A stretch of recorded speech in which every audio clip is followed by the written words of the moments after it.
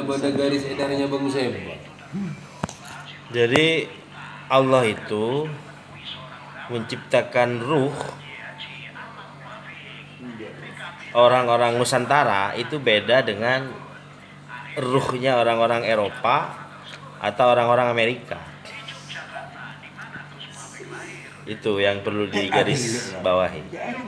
Kenapa? Karena ruhnya orang Nusantara itu ruhnya Orang Indonesia. ruh NKRI. Ruh NKRI itu kan lembut, ramah, Ramai. apalagi bersatu, Ramai. rukun, harmonis, berbeda-beda tapi sama. Jadi ketika wayang itu disebut haram, itu tidak sesuai dengan ruh Nusantara. Iya, tidak sesuai dengan ruh Nusantara.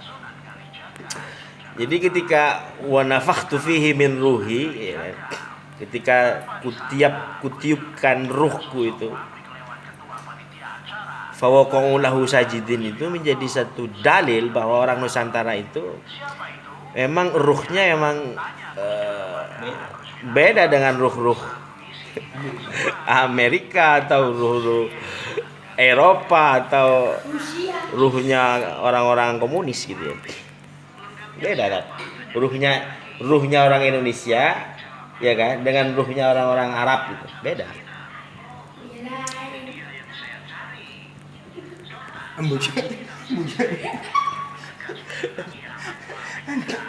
Coba apa dalil yang menyatakan?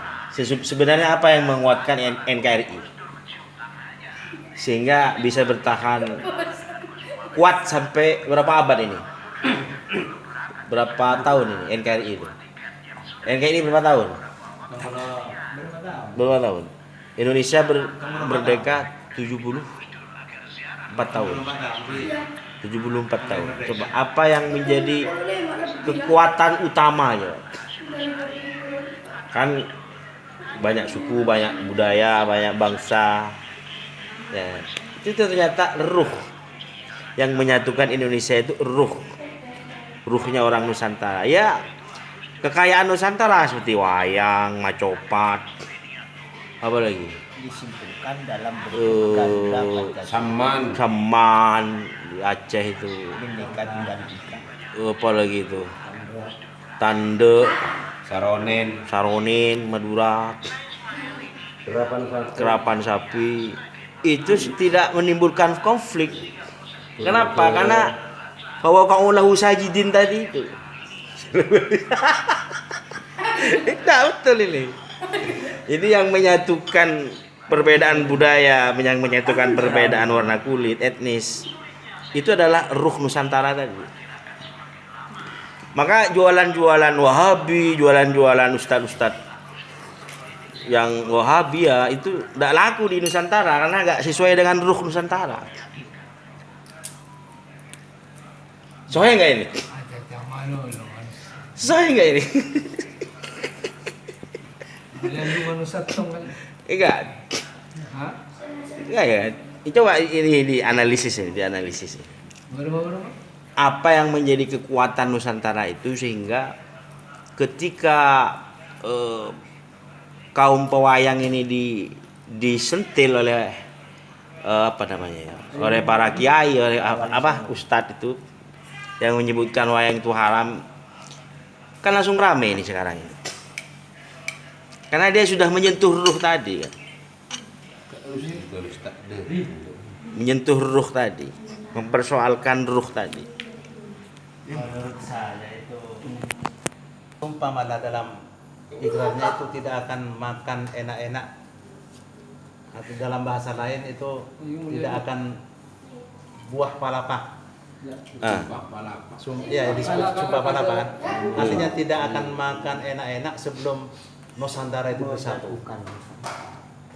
Sekarang sudah tercapai dengan nama lain Indonesia. Tapi sudah tercapai, yang enak-enak sudah tidak ada.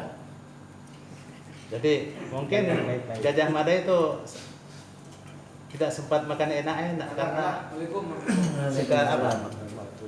Sebelum makan enak-enak itu Indonesia sudah begini. Satu juga. Ya, oke, itu aspek sejarah ya. Ya. Ya kalau bicara aspek sejarah maksudnya Islam ke Nusantara itu kan ada berapa versi, banyak versi. Yang jelas versi itu menggabungkan gitu ya antara agama dan budaya. Ada yang menyebutnya dengan istilah akulturasi, ada yang menyebutnya dengan istilah asimilasi.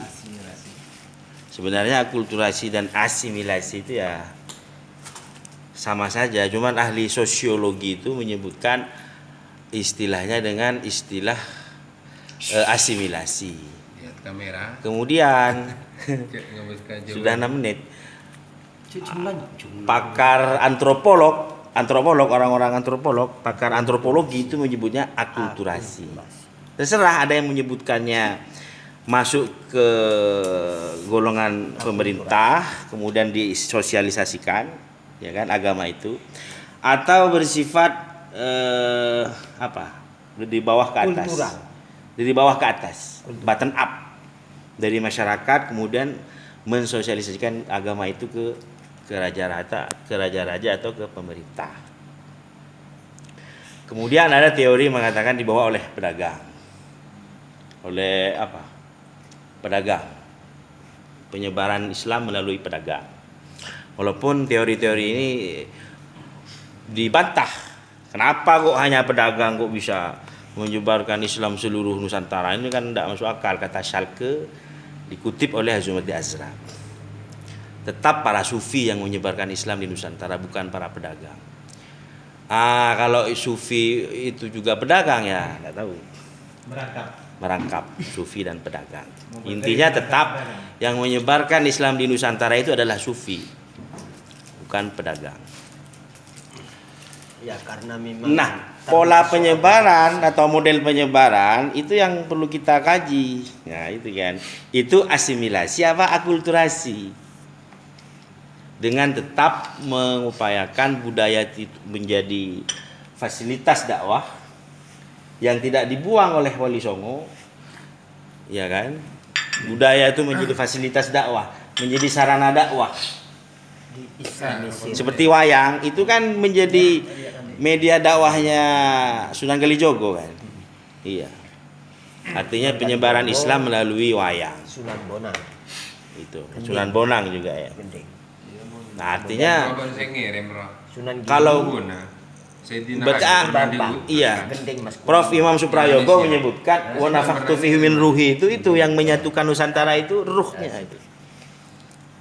Ruhnya apa? Ruhnya yang melalui sejarah Nusantara, kemudian budaya Nusantara. Itu. Sehingga Nusantara ini menjadi kuat dan tidak bisa digoyang oleh siapapun, oleh kekuatan apapun, apalagi kekuatan transnasional ya, kekuatan luar. Saya itu perlu disyukuri. Indonesia ini perlu kita syukuri, yang ada kita jaga. Untungnya Indonesia ini punya NU, penjaga tradisi. Ini NU disebut apa tradisi itu? Bahasa Arabnya tradisi. Bahasa Arabnya tradisi. Tradisi. Hadoroh itu ke budaya. Ke peradaban hadoroh itu. Kalau budaya sakofah. Jadi yang bisa berubah itu hadoroh, peradaban.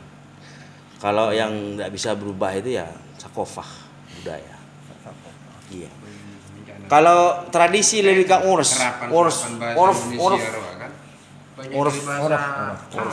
Ya. Jadi NU itu penjaga urf gitu loh. Jadi Indonesia ini beruntung punya NU yang menjaga tradisi-tradisi itu. Sehingga apa yang diperjuangkan oleh para sufi yang menyebarkan agama Islam di Indonesia itu betul-betul dipahami oleh dengan teman-teman tetap mempertahankan ini. Kalau wayang diharamkan nanti macopat juga diharamkan ini. Orang Madura ini pasti rame-rame nih. Ya. Coba bilang mau copot haram, oh pasti Ustaz Azimuddin ini pasti orang pertama yang melaporkan ke Baris Krim. Iya. Tapi kan sakofah itu lebih kepada kesadaran. Iya. Sakofah, Saya kira udah cukup kesadaran. ya, ini sudah 10 menit. Kita tonton selengkapnya di Upload Channel.